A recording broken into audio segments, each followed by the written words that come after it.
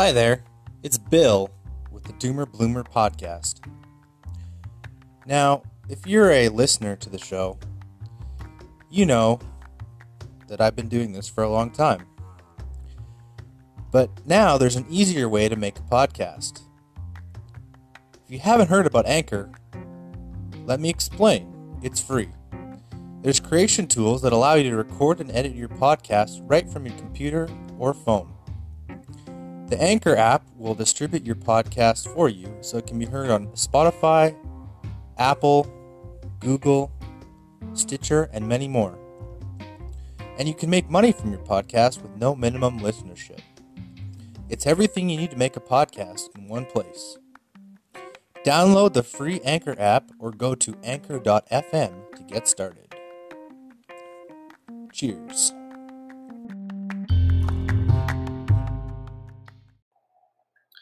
All right. If you're a podcast junkie like I am, it can be a lot of work. But there are tools out there that can help you to get started for free. If you click on the Buzzsprout link below, you'll get a $20 Amazon gift card and it will help support the show. Thank you for your time and enjoy this podcast.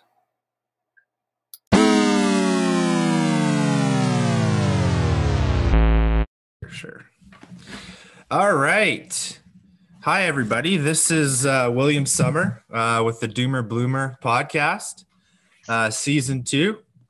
Today on the podcast, we have a very special guest all the way from Honolulu, Hawaii. His name is Lane. How do you pronounce your last name, Lane? Lane Kawaoka. Lane Kawaoka. And he is a real estate investor. And I have him on the podcast today to share some tips with you on how you can get started on your own investment journey.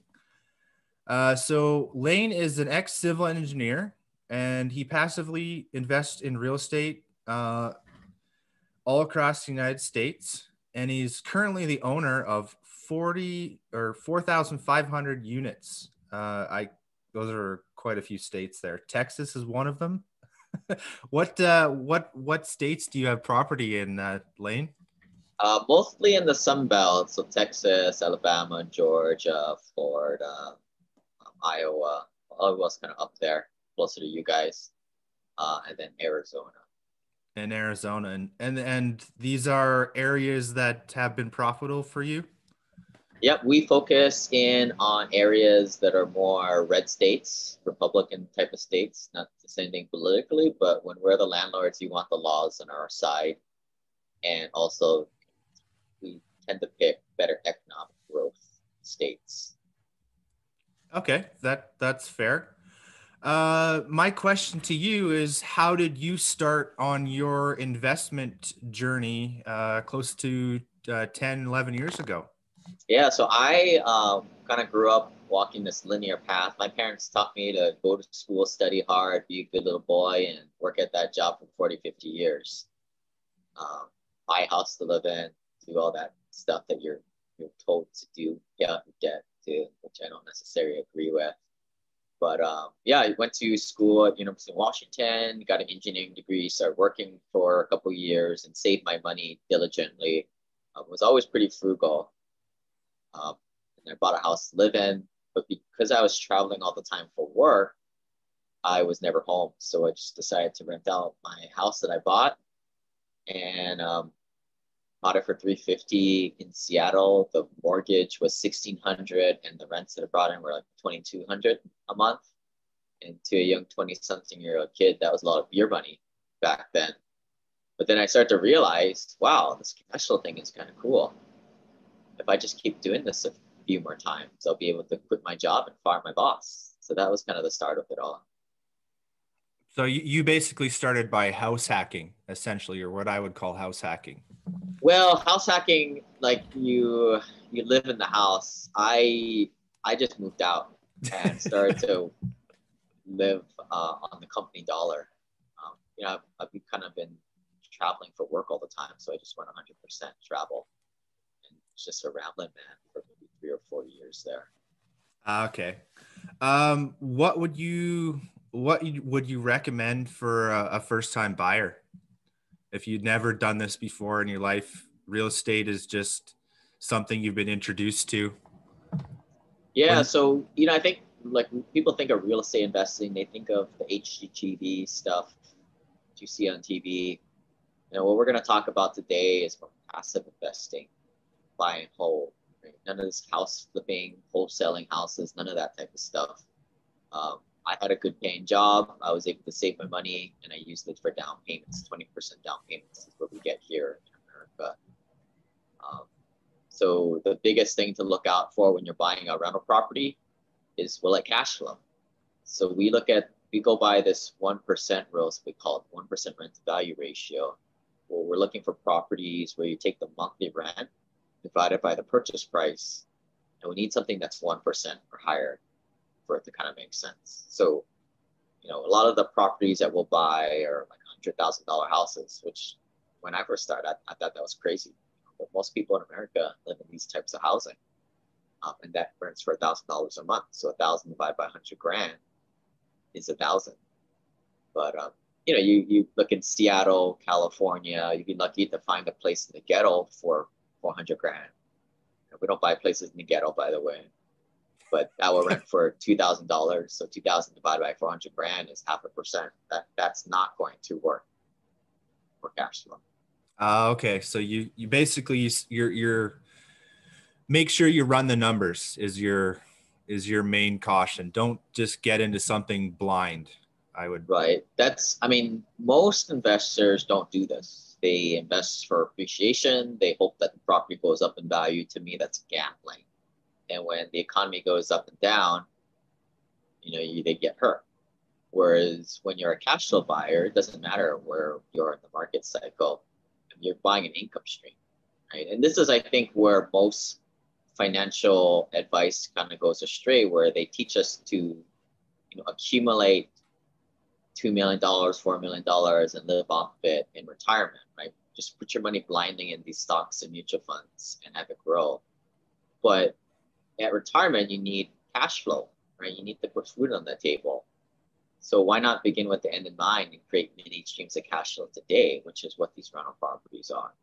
And the beauty is, for most of my clients, the cash flow, they don't really need to eat it yet. So the cash flow just goes to buying more and more of these mini pensions, and it just gets exponentially bigger and bigger and bigger. So what you're saying is, once you start, it's kind of it's a snowball effect. You kind of can roll that into your next property. Is that what you did? Right. You're taking all the profits and accumulating down payment money so you can go buy the next asset that puts even more money into your pocket. Okay. And there's basically no limit to the amount of mortgages you can have in the States. Is that correct? Well, here you can get 10 Fannie Mae, Freddie Mac mortgages in your name and your spouse's name. But, when I got up to 11 rental properties, I started to realize that rental properties aren't exactly scalable. With 11 rentals, which, by the way, I advocate for people using professional property management, because that's not our job. We're investors, not landlords. And this is why you need to cash flow properly. And people want to, that 1% rule is a quick and dirty rule. But if people really want to dig into the numbers, they can go to my website and download my free analyzer. It's passivecashflow.com/analyzer.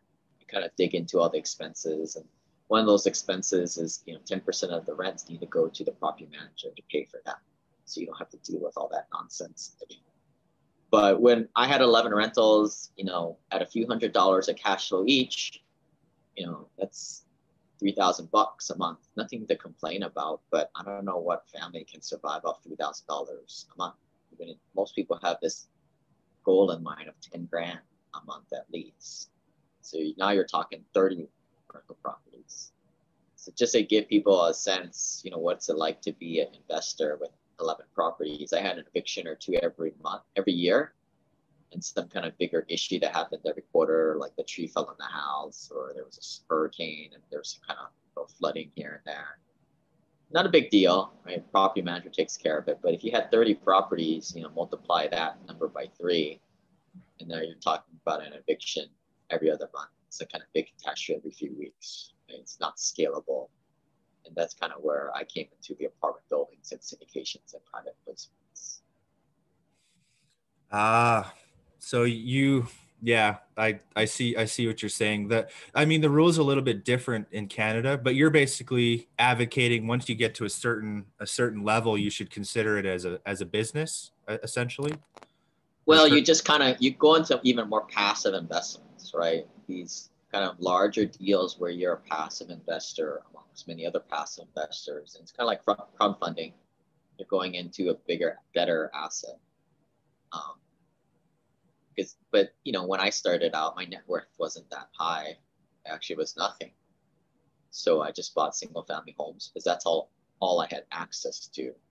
Not until your net worth gets to, be at least $500,000 through these organizations and networks, private networks kind of open up, right? That you find these type of opportunities.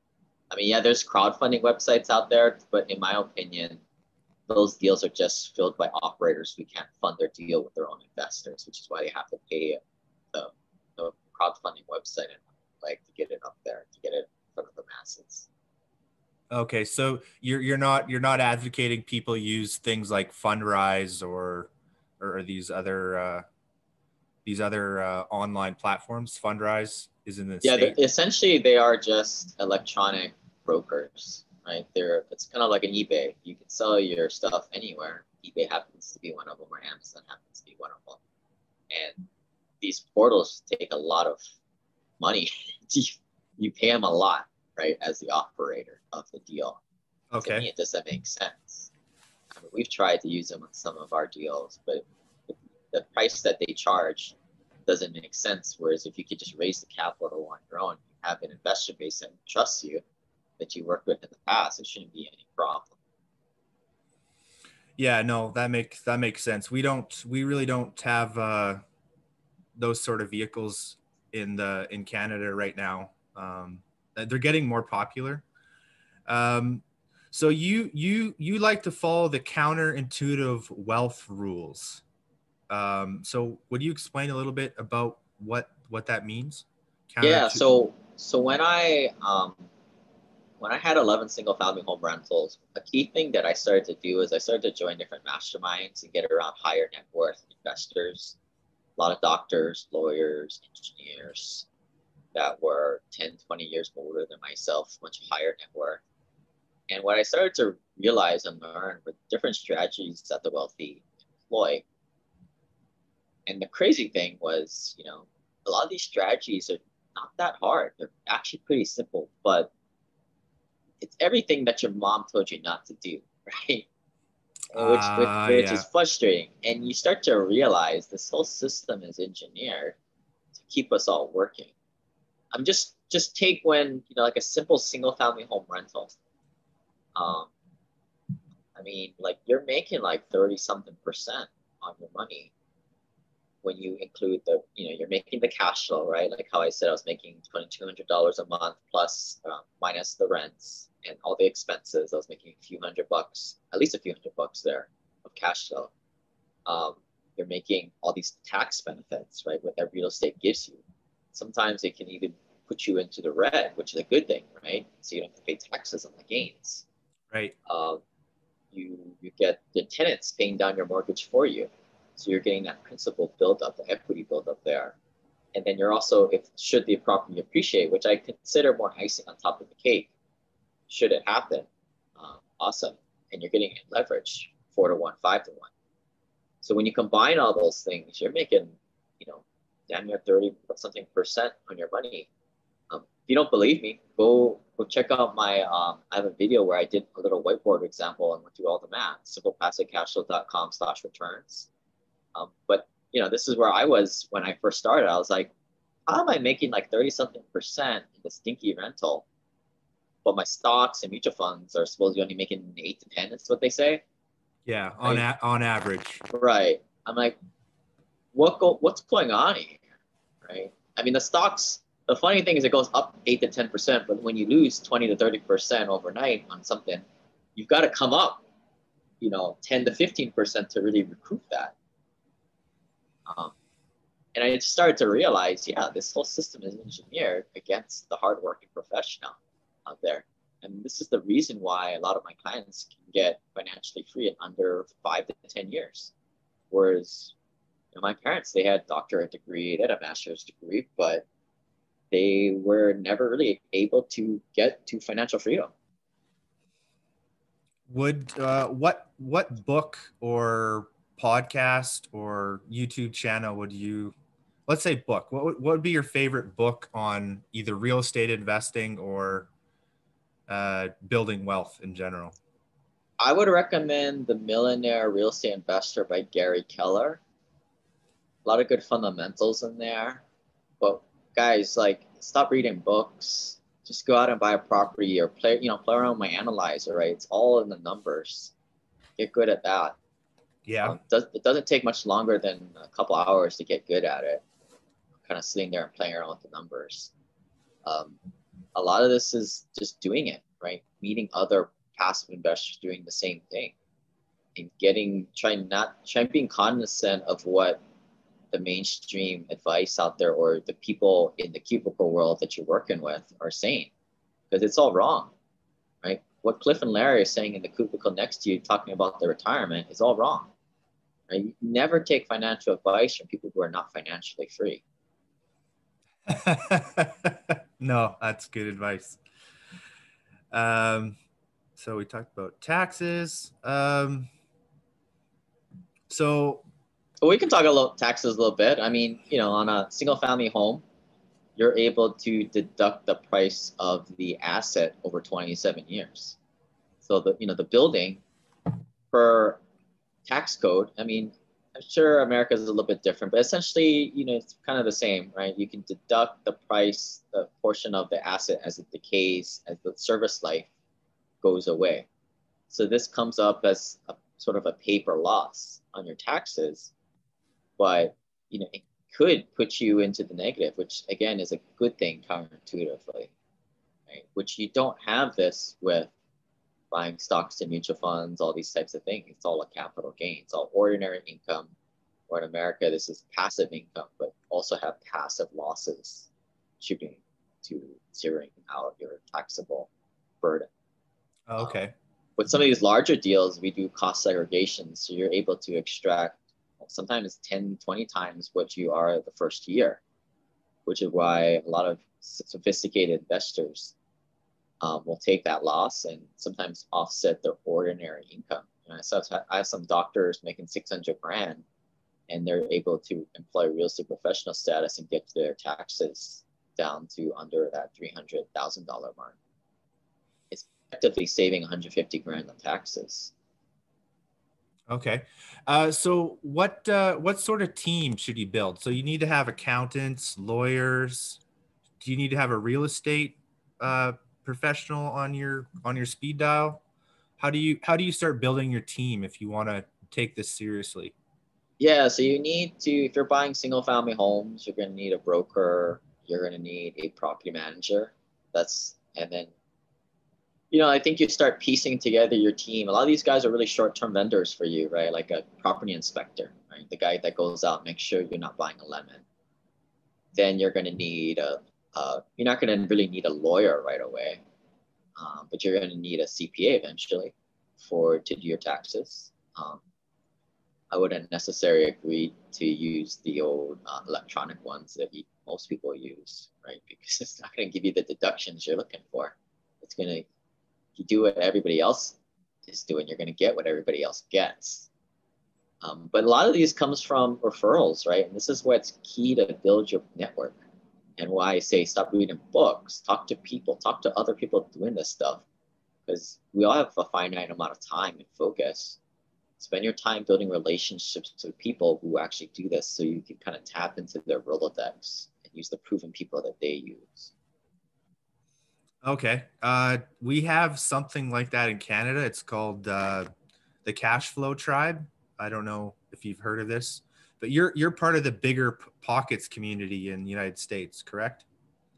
I would say that group is more of an active real estate group. I mean, I run my simple passive cashflow.com is kind of more centered around higher paid, higher net worth professionals that we exclusively invest more as passive investors Oh, into okay. rental properties, private placements. And it's very different, right? Like for a lot of guys making under 50, 60 grand a year, their highest and best use might be flipping a house or running around with their head chopped off, doing all these active stuff.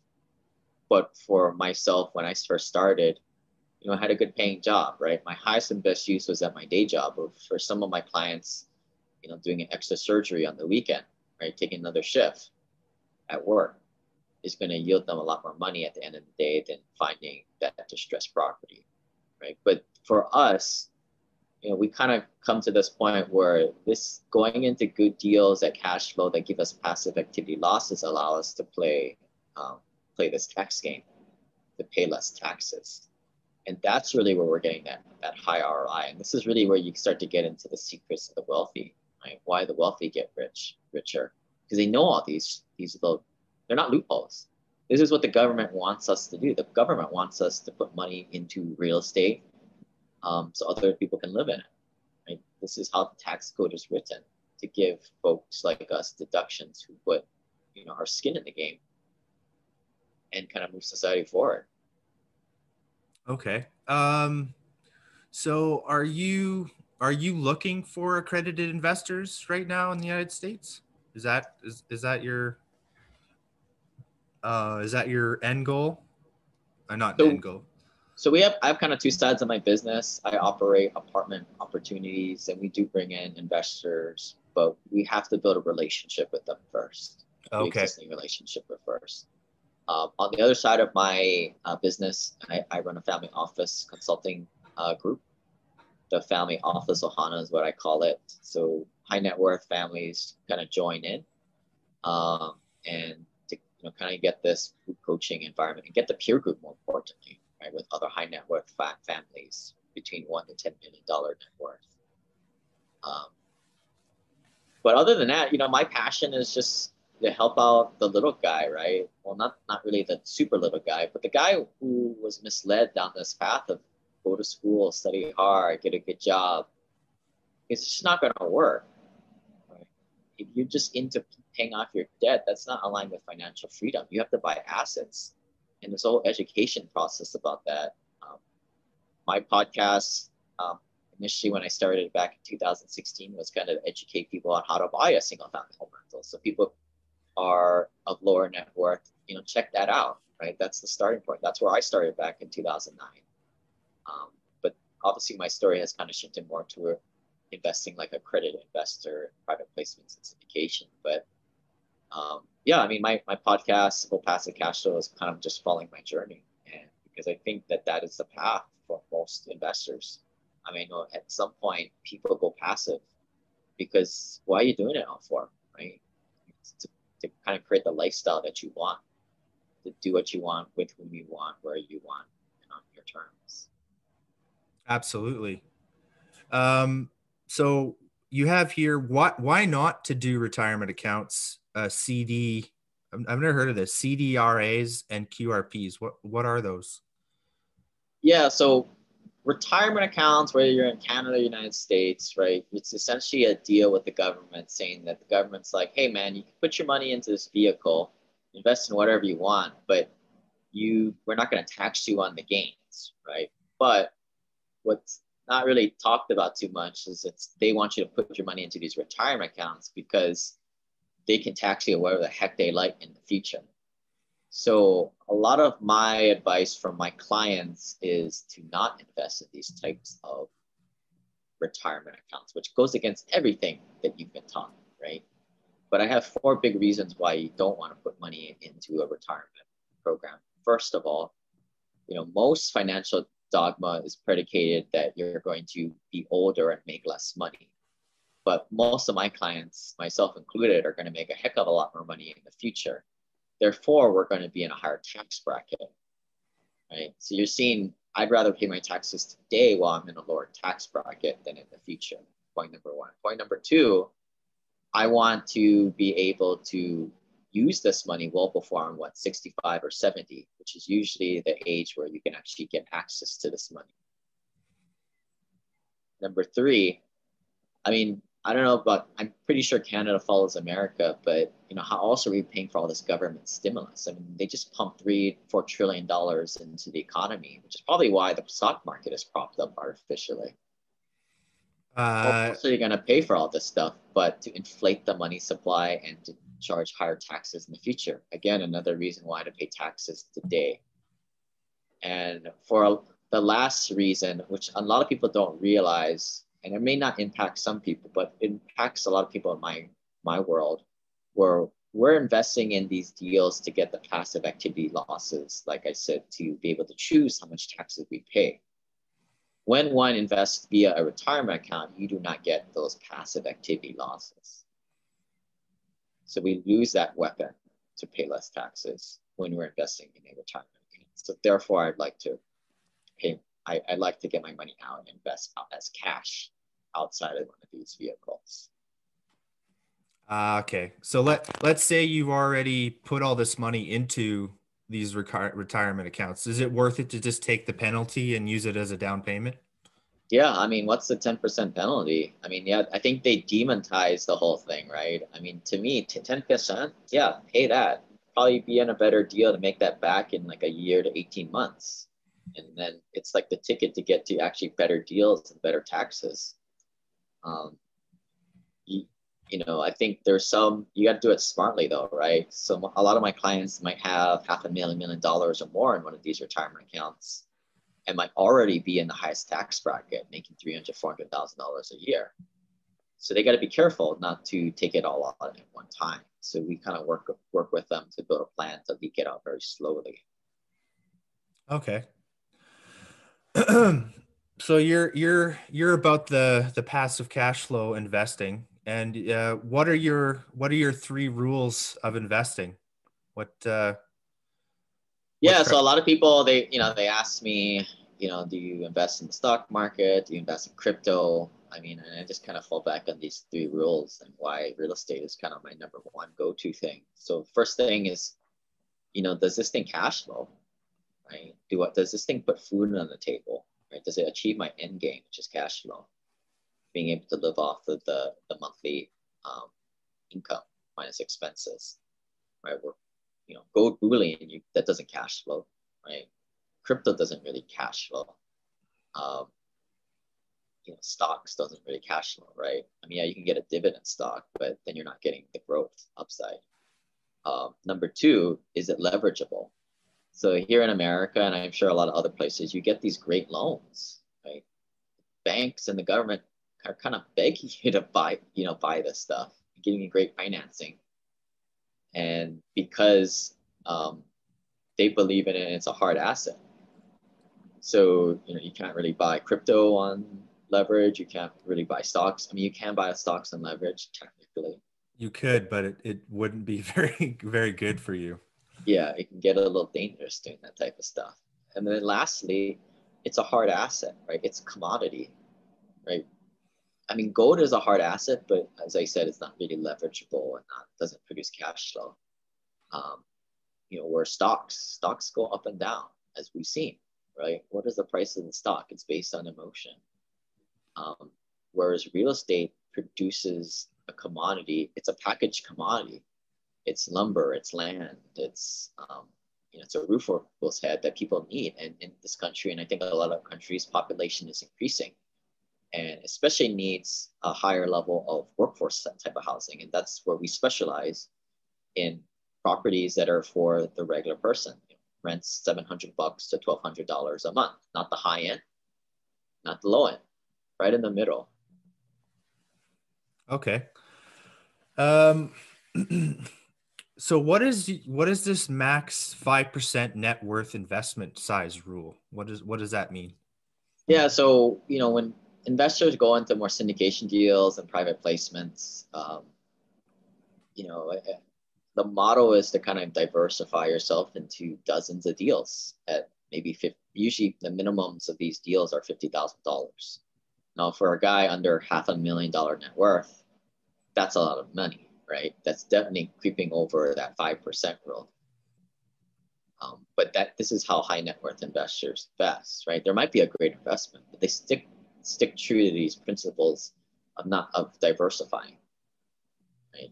I mean, there's a lot of very affluent people out there that have own apartment buildings outright by themselves, but they may have 30, 40, 50, 60% of their net worth into that one building. To me, that's not diversification. Okay. So have you had any failures, and what did you learn from it in the last 10 to 10, 11 years? I've made some failures in terms of I've done bad money things like pay down debt, or, the debt's probably the most valuable asset of this thing. Where I should have taken the money and buy a few more properties instead. I've also made mistakes with investing with the wrong people before. Right. But in hindsight, I didn't have the network that I have today. And that's for every passive investor, that's just something you're going to have to go through and organically build on your own. And that's why, you don't invest more than 5% of your net worth, right? Just talking to somebody who went into a deal for 25 grand. And to them, their net worth was under $100,000. That was also money to them, right? But when you diversify, you're less. It derails. Less chance of you derailing the whole train for you. But overall, I mean, look, I invest for cash flow. There's not much that can go wrong, right? I mean, Warren Buffett says the rule number one of investing is don't lose money. And how do you ensure that? But making sure that you're cash flowing positive at the end of every month. Okay. So what is one thing you'd wish you'd known when you started your journey? Like if you could go back and talk to yourself 10 years ago, what's one thing you'd tell yourself? Try and connect with more people that are high net worth and actually know what they're talking about financially. People who are really financially free. Everybody's got an opinion, right? Everybody has money, just like how everybody thinks that they're a diet expert because they eat food, right? But a lot of people are doing it wrong out there. And at the end of the day, net worth numbers don't lie. Okay. And if you were giving advice to someone, let's say me, example, what would you tell them if they wanted to pursue a career similar to yours? Well, I mean, I worked my day job, my engineering job for quite a while until I quit.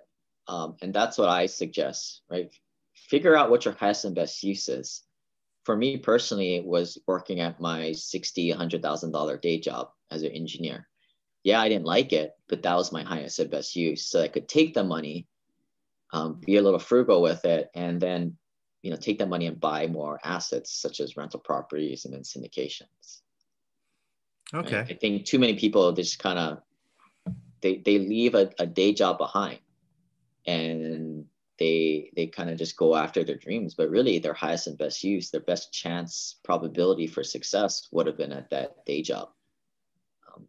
If you don't make more than 50 grand a year, maybe, I mean, I don't know if I'm the person to kind of follow my advice, but you're going to have to take some chances, right? This is real estate investing. You need money to invest. If you don't have money, you got a money problem. And I'm not the person to help you out to do that.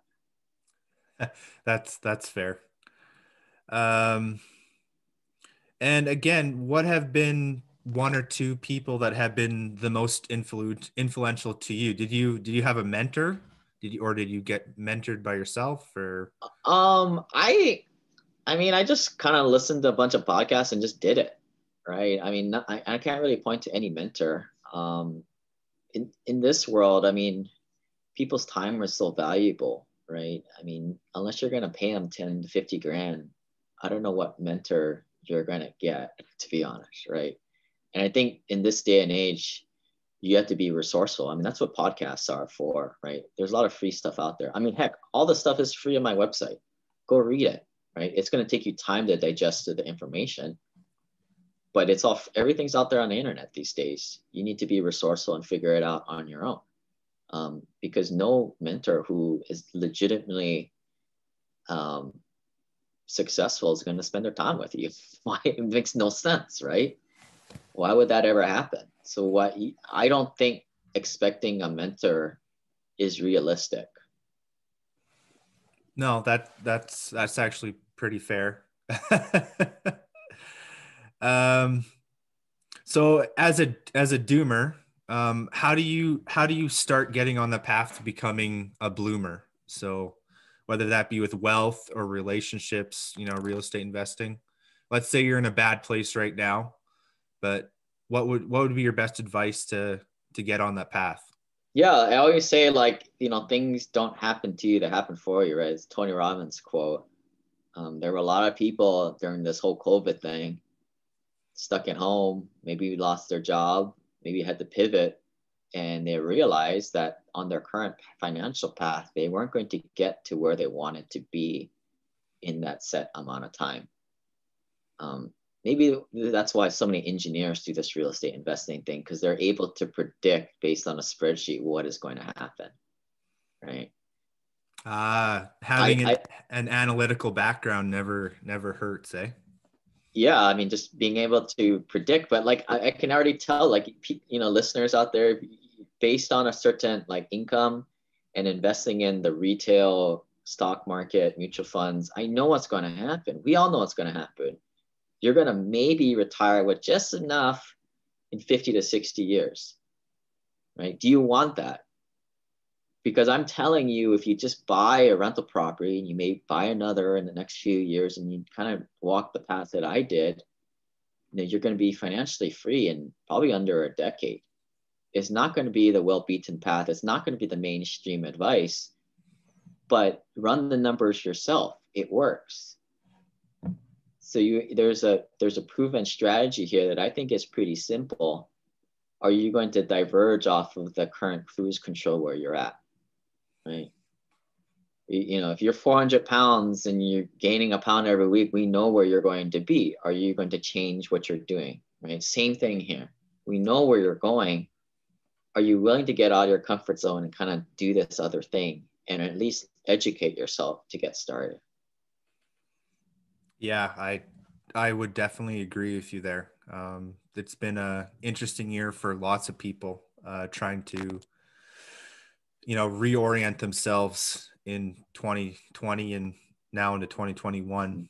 And people don't change unless there's pain. Yes. Right. And pain can be good. Pain motivates people. So if you guys are in pain right now, take it and take action and get momentum, which we all know is very important, because humans are very, very resilient. In 3 to 6 months, you're going to get used to the pain as being normal and typical, and you're going to lose that motivation to make a change. And you're going to go back into the slumber and keep walking that linear path that you're currently on if you do not make a change. All right. One last question for you. How can one be of service to their community in the world? Like, what does that mean to you? I think everybody has their talents and to help out other people. Myself, I mean, I like to do this podcast. I like to kind of help out people get started, kind of do deals, kind of my passion. And which is why I kind of do it in a scalable manner where I just put it on a podcast and blog, right? My hope is that I can get people financially free so that maybe they can unlock what their true passion is for the greater good, right? Unfortunately, most of us are just going to a day job, spending all our time and energy building somebody else's dream for some kind of company profit, which is how the world works. That's just how the economy works. But it's amazing, some of my clients who reached a point of financial independence, now they have the time and especially the resources to propel what they're really passionate about. Might be dog shelters, might be helping out underprivileged kids, right? Whatever that may be, I think money helps you get there. Money is not everything, but it sure makes a life a lot easier and it gives you options. Options, yes. Where is the best place for our listeners to connect with you online, either your coaching link or online social media handles? Yeah, so they can check out my podcast, Simple Passive Cash Flow. or go to my website, simplepassivecashflow.com. I would say if you're kind of new at the stuff, start at the start page, simplepassivecashflow.com/start. Okay. I want to thank you for your time, Lane. This has been a very informative conversation. Yeah, thanks for having me, William. Appreciate it. All right. Thank you, guys, and have a great day.